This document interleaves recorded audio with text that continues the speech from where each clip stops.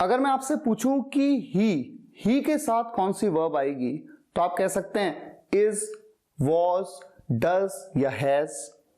अगर मैं आपसे कहूं आई के साथ तो आप कह सकते हैं एम, वॉज, डू या हैव। ऐसा ही होता है क्योंकि आपको रट गया है, आप जानते हैं, तो बहुत ही सिंपल है। लेकिन अगर मैं आपसे ये कहूं कि किसी सेंटेंस के सब्जेक्ट में ही भी है और आई भी है, दोनों है, ऐसे में कौन सी वर्ब आएगी तो आप कंफ्यूज हो सकते हैं। आपको लगेगा नहीं मैं तो कंफ्यूज नहीं होऊंगा, लेकिन आप वाकई में कंफ्यूज हो सकते हैं। मैं 3 सेंटेंस आपके सामने रखता हूं, आप खुद ही बताइए कि यहां पर कौन सी वर्ब आएगी। पहला सेंटेंस है he and I going to school. Is आएगा, एम आएगा, आर आएगा। जरा सोचो, आप में से अधिकतर ही सोचेंगे कि यहां पर आर आएगा। यह बिल्कुल सही है, लेकिन इसी तरह के दूसरे सेंटेंस में he as well as I going to school, is going to school, am going to school या फिर आर गोइंग टू स्कूल। अब यहां पर आपका जो ओपिनियन है वो सेम नहीं होने वाला है। बहुत सारे कहेंगे इज आएगा, कई कहेंगे एम आएगा, कई कहेंगे आर आएगा। वैसे यहां पर जो सही ऑप्शन है वो है इज। ऐसा क्यों, ये मैं आपको थोड़ी देर में बताता हूं। अब एक सेंटेंस और देखिए, neither he nor I is going to school, am going to school या फिर आर गोइंग टू स्कूल। इस क्वेश्चन में भी आप कंफ्यूज हो सकते हैं। यहां पर सही आंसर है एम। इसी बात को समझने के लिए एक टॉपिक पढ़ा जाता है सब्जेक्ट वर्ब अग्रीमेंट, यानी सब्जेक्ट का वर्ब के साथ में क्या अग्रीमेंट बनता है किसी सेंटेंस में, किस बेसिस पे सब्जेक्ट, किस सब्जेक्ट के साथ कौन सी वर्ब का यूज किया जाए। तो सब्जेक्ट वर्ब अग्रीमेंट में मैंने कई वीडियोस बनाई हैं, आर्टिकल भी लिखा है अपनी वेबसाइट पे। आपने नहीं भी पढ़ा है तो कोई बात नहीं, टॉपिक बहुत ही सिंपल है। मैं आज आपके सामने इस तरह के सेंटेंसेस रखने वाला हूं और आप बड़े ध्यान से देखिए, क्योंकि कई चीजें आपको नई सीखने को मिलेंगी। तो आइए शुरुआत करते हैं। पहला सेंटेंस है Priya along with Rekha and Deepika was there या वर देयर। आपके सामने 2 ऑप्शन है। आपके मन में आएगा कि प्रिया, रेखा और दीपिका, यहां पर 3 लोगों की बात हो रही है तो वर का यूज होगा, लेकिन ये गलत है। यहां पर सही ऑप्शन है वॉज।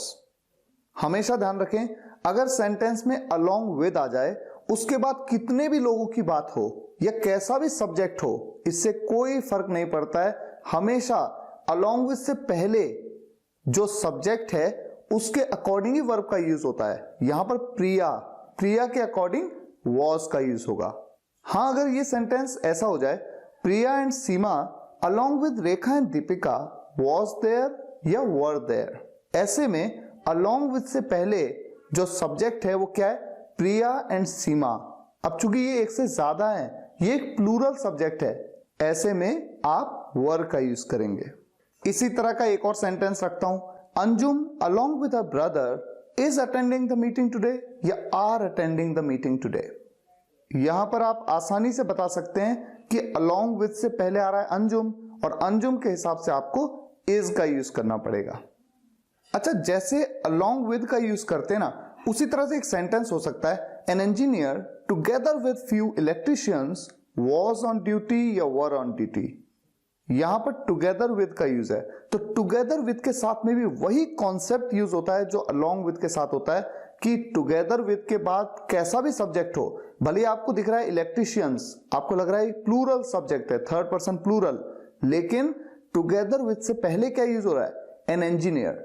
ये एक कैसा सब्जेक्ट है, 3rd पर्सन सिंगुलर सब्जेक्ट, तो इसके हिसाब से वॉज का यूज होगा। An engineer together with few electricians was on duty.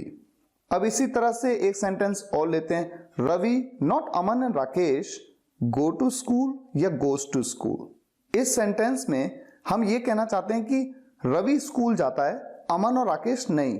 तो रवि स्कूल जाता है तो रवि एक 3rd पर्सन सिंगुलर सब्जेक्ट है, उसके हिसाब से यहां पर गोज का यूज किया जाएगा। Next sentence, a pen in addition to 3 pencils is to be given for free या are to be given for free. इस जगह भी आप देख सकते हैं इन एडिशन टू, इससे पहले है सब्जेक्ट अ पेन और इसके बाद है 3 पेंसिल्स। तो भले ही आपको ऐसा लगेगा कि यहां पर पेन की भी बात हो रही है और पेंसिल्स की भी बात हो रही है, तो एक से ज्यादा सब्जेक्ट हैं, ऐसे में आर का यूज होगा, तो ये गलत है। यहां पर भी बिल्कुल उसी तरह से जैसा अब तक हम करते आए, पेन के हिसाब से ही, यानी कि इन एडिशन टू से पहले जो भी सब्जेक्ट है उसके हिसाब से ही वर्ब का यूज होगा, तो यहां पर इज का यूज किया जाएगा। नेक्स्ट क्वेश्चन पे आते हैं। Each of the members has contributed या हैव कॉन्ट्रीब्यूटेड। जब भी किसी सेंटेंस में सब्जेक्ट में ईच वर्ड आ गया, बस आपको तुरंत सोच लेना है कि वहां पर singular subject, third person singular subject के हिसाब से ही वर्ब का यूज होगा, हैज का यूज होगा। Next question, neither the students nor the teacher was interested या वर इंटरेस्टेड। नाइदर नॉर के फॉर्मेशन में हमेशा नॉर के बाद जो सब्जेक्ट पार्ट होता है, नॉर के बाद यहां पर क्या है, टीचर। टीचर क्या है, एक थर्ड पर्सन सिंगुलर सब्जेक्ट, तो इसके हिसाब से वॉज का यूज होगा। हां, अगर ये क्वेश्चन ऐसा होता, neither the teacher nor the students was interested या वर इंटरेस्टेड, तो ऐसे में नॉर के बाद क्या लिखा है, द स्टूडेंट्स। ये कैसा सब्जेक्ट है, सिंगुलर या plural, plural, third person plural, ऐसे में आपको क्या यूज करना पड़ता, were. Question number 10, the better of the two mobiles has been sold या फिर हैव बीन सोल्ड। सेंटेंस का पहले मतलब समझ जाइए। The better of the two mobiles, दो मोबाइल्स में से जो बेहतर है वो बिक चुका है। दो मोबाइल में से जो बेहतर है, तो बेहतर कौन होगा, एक ही तो होगा। तो जब भी किसी सेंटेंस के सब्जेक्ट में बेटर वर्ड आ गया, आपको तुरंत इसे थर्ड पर्सन सिंगुलर ट्रीट करना है और यहां पर इसके साथ में हैज का यूज करेंगे। Question number 11, neither of my friends is present in the class या are present in the class. आप जैसे ही देखते हैं नाइदर सब्जेक्ट में अगर आ गया नाइदर ऑफ, तुरंत आपको इसे थर्ड पर्सन सिंगुलर ट्रीट करना है, यहां पर इज का यूज होगा। और इस सेंटेंस का मीनिंग क्या बनेगा, मेरे दोस्तों में से कोई नहीं क्लास में प्रेजेंट है। अच्छा, यहां पर दो दोस्तों की बात हो रही है, क्योंकि अगर दो से ज्यादा दोस्तों की बात हो रही होती तो ऐसे में नाइदर नहीं बल्कि क्या यूज करते, none, none of my friends. Question number 12, he as well as I is going to market, am going to market या आर गोइंग टू मार्केट। सोचिए, हमेशा ध्यान रखिए एज वेल एज से पहले और एज वेल एज के बाद में जो भी टाइटल आया, जो भी एज वेल एज से पहले आएगा ना, जैसे यहां पर क्या है, ही, उसके हिसाब से ही वर्ब का यूज होगा। तो यहां पर क्या लगाएंगे हम, इज।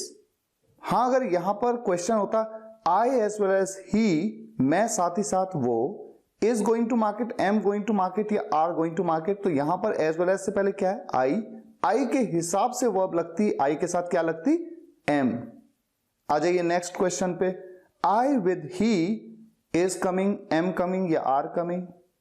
बिल्कुल एज वेल एज की तरह ही विद से पहले क्या है, आई, विद के बाद क्या है, ही, विद से पहले जो है ना उसके हिसाब से वर्ब का यूज होगा, एम का यूज होगा। I with he am coming. Next question, where is my mobile and laptop या फिर where are my mobile and laptop. किसी भी क्वेश्चन में जो सब्जेक्ट आता है वो उस सेंटेंस की हेल्पिंग वर्ब के बाद आता है, या फिर अगर यहां पर जैसे इज या आर का जो रोल है वो हेल्पिंग वर्ब का नहीं है बल्कि मेन वर्ब का है, क्योंकि यहां पर कोई और एक्शन वर्ब नहीं है। ऐसे में is, am, are, do, does, has, have, इन्हीं के बाद तो आता है ना सब्जेक्ट। तो यहां पर सब्जेक्ट क्या है, माई मोबाइल एंड लैपटॉप। ये एक थर्ड पर्सन प्लूरल सब्जेक्ट है, प्लूरल सब्जेक्ट के हिसाब से यहां पर आर का यूज होगा। अगर मैं इस क्वेश्चन को थोड़ा सा चेंज कर दूं, वेयर इज माई मोबाइल और लैपटॉप या फिर वेयर आर माई मोबाइल और लैपटॉप, यहां पर सब्जेक्ट क्या है, माई मोबाइल और लैपटॉप, मेरा मोबाइल या लैपटॉप। तो मोबाइल हो चाहे लैपटॉप हो, सिंगुलर की बात हो रही है, ऐसे में आप इज का यूज करेंगे। क्वेश्चन नंबर 17 आपके सामने है, यहां पर इज का यूज होगा या आर का यूज होगा। देयर वाले सेंटेंसेस में आपको देखना होगा किस बारे में बात हो रही है। यहां पर बात हो रही है अपॉर्चुनिटीज की। अपॉर्चुनिटीज का मतलब होता है अवसर, एक से ज्यादा अपॉर्चुनिटी यानी एक से ज्यादा अवसरों की बात हो रही है, तो इसके हिसाब से ही वर्ब का यूज होगा, आर का यूज होगा। हां, अगर इस क्वेश्चन को थोड़ा सा चेंज कर दूं मैं, there is an opportunity for all of us, यहां पर इज का यूज होगा क्योंकि एक अपॉर्चुनिटी की बात हो रही है, एक अवसर की बात हो रही है। क्वेश्चन नंबर 19, बताइए यहां पर डू का यूज करें या डज का यूज करें। ये एक इंटेरोगेटिव सेंटेंस है, यहां पर मेरा सब्जेक्ट है एनीबडी, एनीबडी या एवरीबडी। ऐसे में हमेशा आपको इसे थर्ड पर्सन सिंगुलर ट्रीट करना है और यूज करना है does. Question number 20, one of the boys was late for the exam या were late for the exam. जहां पर भी आप देखें सब्जेक्ट में वन ऑफ द ये फॉर्मेशन आ गया, आपने तुरंत इसे थर्ड पर्सन सिंगुलर ट्रीट करना है, यहां पर आप वॉज का यूज करेंगे। Next question, each of the apples was ripe या वर राइप? हर एप्पल पका हुआ था, ये है ना सेंटेंस का मतलब, हर एप्पल, तो एक एक एप्पल की बात हो रही है। जहां पे भी ईच ऑफ द ये आ गया ना, बस तुरंत इसे थर्ड पर्सन सिंगुलर ट्रीट करना है और वॉज का यूज कर देना है। All the toys was expensive या वर एक्सपेंसिव? सोचिए, यहां पर कहा ऑल द टॉयज, सभी टॉयज, सभी खिलौने, एक से ज्यादा हैं, ऐसे में वर का यूज होगा। अगर ये क्वेश्चन हो जाए all of this book written by me, यहां पर इज आएगा या आर आएगा? यहां पर इज का यूज होगा। इस बुक का सब कुछ मेरे द्वारा लिखा गया है। जब आप हिंदी में भी बोलते हैं ना तो है बोलते हैं नहीं, यहां पर बहुत सारी चीजों की बात नहीं हो रही है। इस किताब, इस एक किताब के अंदर जो कुछ भी है वो मेरे द्वारा लिखा गया है। ये आपके लिए थोड़ा सा कंफ्यूजिंग हो सकता है, मैं ये मानता हूं, जो नए हैं उनके लिए कंफ्यूजिंग हो सकता है, लेकिन इस बात को मैंने डिटेल में एग्जांपल्स के साथ सब्जेक्ट वर्ब अग्रीमेंट के लेसन में समझाया है। उस लेसन की वीडियोस को आप देखिए। कैसे आप देख सकते हैं? आप मेरे एंड्रॉइड ऐप स्पोकन इंग्लिश गुरु एंड्रॉइड ऐप को इंस्टॉल कर लीजिए। वहां पर स्टडी टैब के अंदर लेसन वाइज वीडियोस हैं, जहां पर आपको सब्जेक्ट वर्ब अग्रीमेंट का लेसन मिलता है। इसी तरह का एक और question, all that glitters is not gold या आर नॉट गोल्ड? ये कहावत है, हर चमकने वाली चीज सोना नहीं होती है, यहां पर इज का यूज होगा। All that glitters is not gold. Question number 25, यहां पर दो ऑप्शन है, चीयर या चीयर्स, क्या आएगा? सोचिए जरा। जब भी आप देखें एवरीवन, एवरीवन क्या है? एक third person singular subject, third person singular subject के हिसाब से यहां पर क्या आएगा? Cheers. Next question, one of my favourite dishes is rajma rice या आर राजमा राइस? पहले भी मैंने आपको बताया, जहां पर भी आप देखें वन ऑफ देखा सब्जेक्ट में, आपने तुरंत क्या किया? इज का यूज, यानी इसे ट्रीट किया third person singular subject. Question number 27, no one except Ranjan and Ravi excited, was आएगा या वर आएगा? रंजन और रवि के अलावा कोई भी नहीं एक्साइटेड था, तो रंजन और रवि के अलावा, भले ही सब्जेक्ट में रंजन भी है रवि भी है, ऐसा लगेगा अरे दो लोग हैं इसलिए वर का यूज होगा, नहीं, यहां पर नो वन के हिसाब से वन आया ना, तो नो वन हो चाहे one, third person singular subject, यहां पर यूज करेंगे वॉज। क्वेश्चन नंबर 28, यहां पर आप देख सकते हैं नाइदर के साथ में है यू, नॉर के साथ में है ही। जब भी नाइदर नॉर का कॉम्बिनेशन आए तो आपको किसके हिसाब से वर्ब का यूज करना है? आपको यूज करना है नॉर के बाद जो भी है उसके हिसाब से। यहां पर नॉर के बाद ही है, ही के हिसाब से क्या आएगा? प्लेस। हाँ, अगर यही क्वेश्चन ऐसा हो जाए नाइदर ही नॉर यू, अब क्या होगा? नॉर के बाद क्या आया? यू, यू के हिसाब से वर्ब लगेगी, यू के हिसाब से प्ले होगा या प्लेस? प्ले। क्वेश्चन नंबर 30, इस सेंटेंस में आप देख सकते हैं जो आपका सब्जेक्ट है वहां पर ईच आया, मैंने आपको पहले ही बताया, जहां भी ईच आ गया आपने तुरंत third person singular subject treat करना है और क्या करेंगे? उसके हिसाब से वर्ब का यूज करेंगे, tries. Each player tries to win the game. इसी तरह से क्वेश्चन नंबर 31 में यहां पर सब्जेक्ट में थोड़ा सा चेंज है, ईच एंड एवरी प्लेयर। हालांकि मीनिंग में कोई फर्क नहीं है, आप सिर्फ इतना भी कहते हैं ईच प्लेयर, चाहे आप कहते हैं ईच एंड एवरी प्लेयर, कोई फर्क नहीं है, same third person singular treat किया जाएगा और यहां पर ट्राइज का यूज होगा। Each and every player tries to win the game. Question number 32, many soldiers killed in the war, was आएगा या वर आएगा? आप में से कोई भी बता सकता है। मेनी सोल्जर्स यानी कई सैनिक युद्ध में मारे गए, तो कई सैनिक एक से ज्यादा हैं, वर का यूज होगा। अच्छा, यहां पर एक इंटरेस्टिंग सा क्वेश्चन और मैं आपके सामने रखता हूं, many a soldier killed in the war, was आएगा वर आएगा?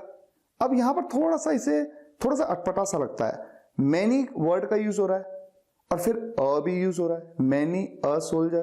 तो मैं आपको ये बता दूं, आप चाहे तो मैनी सोल्जर्स कहें, चाहे मैनी अ सोल्जर कहें, बात बिल्कुल सेम है, मतलब यही है कई सैनिक। तो अ का मतलब एक सैनिक नहीं, यहां पर मतलब वही है कई सैनिक। लेकिन हां, जब आप इस तरह से बोलते हैं मैनी अ सोल्जर, इस तरह से जब आप बोलेंगे तो यहां पर वर का नहीं बल्कि वॉज का यूज होगा। ठीक इसी तरह से एक क्वेश्चन और लेते हैं। देखिए आपके सामने एक क्वेश्चन है, यहां पर गिफ्ट हैज बीन या गिफ्ट्स हैव बीन। अब देखिए मैनी आया, मैनी के साथ अ तो नहीं आया ना, तो ऐसे में मैनी के बाद जो आप लेंगे वो प्लूरल लेंगे, noun. Many gifts have been, many gifts have been distributed so far. अभी तक कई गिफ्ट डिस्ट्रीब्यूट किए जा चुके हैं, यानी बांटे जा चुके हैं। हाँ अगर क्वेश्चन ऐसा हो, अब देखिए मैनी अब आ गया तो इसके बाद गिफ्ट्स तो नहीं हो सकता ना, तो क्या होगा गिफ्ट। लेकिन गिफ्ट के साथ क्या यूज होगा, हैज बीन, क्योंकि मैंने आपको बताया ना थर्ड पर्सन सिंगुलर सब्जेक्ट की तरह ही वर्ब का यूज होगा, जबकि यहां पर मैनी का यूज हो रहा है। Many a gift has been distributed so far, मतलब बिल्कुल सेम होगा कि अब तक कई गिफ्ट बांटे जा चुके हैं। तो या तो मैनी गिफ्ट्स या फिर मैनी अ गिफ्ट, और मैनी गिफ्ट्स हुआ तो उसको एक प्लूरल सब्जेक्ट ट्रीट करेंगे, और मैनी अ गिफ्ट हुआ तो इसे सिंगुलर सब्जेक्ट ट्रीट करेंगे। Question number 36, rajma and rice my favourite dish. अब राजमा और राइस दोनों एक दूसरे के साथ जब मिलते हैं ना तब वो एक डिश बनती है। ये नहीं कि राजमा अलग से है और राइस अलग से मेरी फेवरेट डिश है। तो यहां पर राजमा और राइस दोनों एक साथ कंबाइंड हैं तब जाकर के वो एक डिश बनती है, इसलिए इसे एक सिंगुलर सब्जेक्ट ट्रीट किया जाता है। जबकि लगता है ऐसा है कि राजमा और राइस दो अलग अलग चीजें, नहीं, दोनों का एक कॉम्बिनेशन एक है और वही एक डिश है, तो यहां पर इज का यूज होगा। ठीक इसी तरह से bread and butter is my favourite morning meal या are my favourite morning meal. तो आप ये मत सोचिए कि ब्रेड अलग से मेरा मॉर्निंग मील है फेवरेट या बटर अलग से, नहीं, ब्रेड और बटर जब मिल जाते हैं तब वो बनते हैं एक मील, इसलिए यहां पर इज का यूज होगा। ये एक थर्ड पर्सन सिंगुलर सब्जेक्ट की तरह ट्रीट किया जाता है। और सेम यही concept my bag and baggage been lost somewhere, has use करूं या हैव यूज करूं। बैग एंड बैगेज अपने आप में पूरा एक लगेज माना जाता है कि मेरा जो सामान है, सामान के लिए ना बैग और बैगेज दोनों को कंबाइंड मानते हैं, तभी कहते हैं कि एक सामान है। तो यहां पर इसे सिंगुलर ट्रीट किया जाएगा, इसलिए हैज का यूज करेंगे। ये बातें मैंने सब्जेक्ट वर्ब एग्रीमेंट के वीडियोस में आपको सब बताई हुई हैं, नहीं देखिए आपने, देखिए उनको, डिटेल में सीखिए। इन रूल्स के अलावा भी बहुत सारे रूल्स मैंने कवर किए हैं। Each boy and girl is scared of it या आर स्केयर्ड ऑफ इट। मैंने आपको बताया जैसे ही ईच आ गया आपने तुरंत इसे थर्ड पर्सन सिंगुलर ट्रीट करना है, इज का यूज करना है। यहां पर आपको ये नहीं देखना है कि एंड आ रहा है तो ये प्लूरल सब्जेक्ट है, नहीं, each boy and girl is scared of it. Next question, यहां पर आप सोचिए कि वॉज आएगा या वर आएगा। वैसे तो आप जानते होंगे आई के साथ हमेशा वॉज आता है, लेकिन चूंकि एक कंडीशनल सेंटेंस है और कंडीशनल सेंटेंसेस में जो इफ वाला क्लॉज होता है, इफ आई या इफ ही या इफ यू, चाहे कोई भी सब्जेक्ट हो, हमेशा वर का यूज होता है। तो इस सेंटेंस में भी वर का यूज होगा। इफ आई वर यू, अगर मैं आपकी जगह होता, आई वुडंट डू इट, मैं ये नहीं करता। ठीक इसी तरह से इस क्वेश्चन में I wish I were a girl, काश में एक लड़की होता, यहां पर भी वर का यूज होगा। और अगर ये सेंटेंस ऐसा भी हो जाए, काश वो लड़की होता, I wish he were a girl, तो यहां पर भी वर आएगा। मैंने आपको बताया चाहे कोई भी सब्जेक्ट हो वर का यूज होगा। Next question, ₹10,000 is good enough for me या are good enough for me. जहां पर भी सम ऑफ मनी आ जाए, चाहे कितने भी रुपए की बात हो, लाखों रुपए की भी बात हो, करोड़ों रुपए की भी बात हो, इसे थर्ड पर्सन सिंगुलर ट्रीट करेंगे, आप इज का यूज करेंगे। 15 kilometres is a long distance या आर अ लॉन्ग डिस्टेंस, तो जहां पर भी डिस्टेंस की बात आ जाए उसे भी थर्ड पर्सन सिंगुलर ट्रीट करेंगे, क्या यूज करेंगे, is. 15 kilometres is a long distance to cover by bicycle. मुझे उम्मीद है आज के इस वीडियो में आपको कुछ हटकर सीखने को जरूर मिला होगा। अगर आपको ये वीडियो पसंद आया हो तो लाइक और शेयर जरूर करिएगा। देश के छोटे से छोटे गांव के स्टूडेंट्स तक इन वीडियोस को मुझे पहुंचाना है और उन्हें इंग्लिश में सक्षम बनाना है। Thank you so much for watching this video guys. फिर मुलाकात होगी नेक्स्ट वीडियो लेक्चर में। Take care, good bye.